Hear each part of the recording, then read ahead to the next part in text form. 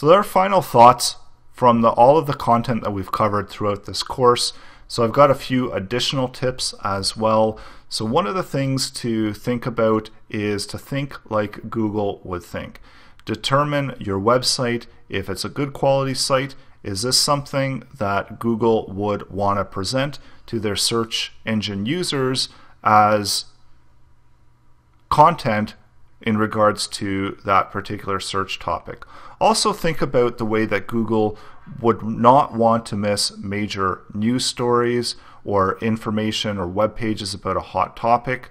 So they don't want to miss all of these things. So they're going to be actively pursuing this type of content. And major news stories would be something that's coming out. There'd be a lot of clicks. There'd be a lot of buzz about it, even hot topics. So all of these things give off cues that Google looks for in order to provide better results for their search engine users. They don't want to miss anything, and ultimately they want to provide the best results for that search entry.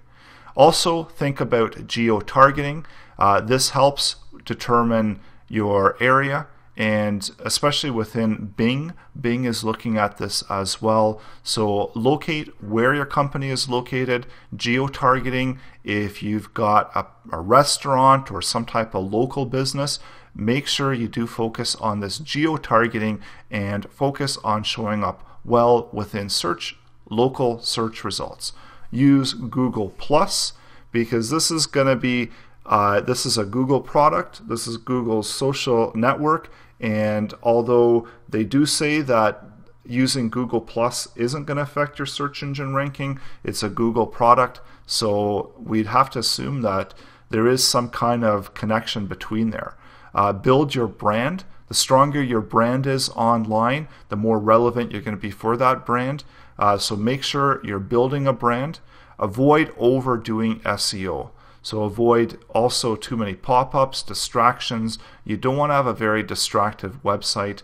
When you're placing ads in your website, make sure there aren't too many ads above the fold. Keep them below the fold. Avoid auto-generated content. Avoid low-quality links from same IP servers, and avoid selling links. So these are all really important determining factors when it comes to how your website will do within search engine rankings. And here we've got a definition of what search and internet marketing strategy is. So it's the process of affecting the visibility of a website or a web page in the search engine's unpaid results. So we had looked at where the unpaid results are as opposed to the paid results. And this is essentially what an internet marketer does, and an SEO's strategy is to optimize the website to better perform within search engines.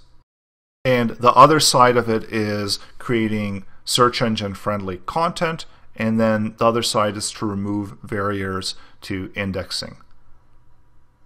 And you can optimize your website by editing the content and also looking at where you're linking and who's linking into you. Understand what your preferred target audience is and deliver content for that audience. So the basic principle: make web pages primarily for users, not for search. Don't deceive your users. Avoid tricks intended to improve search engine rankings. A good rule of thumb is, if you feel comfortable explaining what you've done to the website that competes with you or to a Google employee, then you should be fine with what you're doing. Another useful test is to ask, does this help my users? Would I do this would I like this if search engines provided this content for me as well? And also think about if you're going to be doing some actions for SEO, would you do this if search engines didn't exist? So sometimes it's good to kind of look at it as if search engines completely didn't exist, would you be doing what you're doing within your website? Preventing and removing user-generated spam on your site. So oftentimes if you have a WordPress site, you might be getting a lot of comments. So sometimes you can turn those comments off.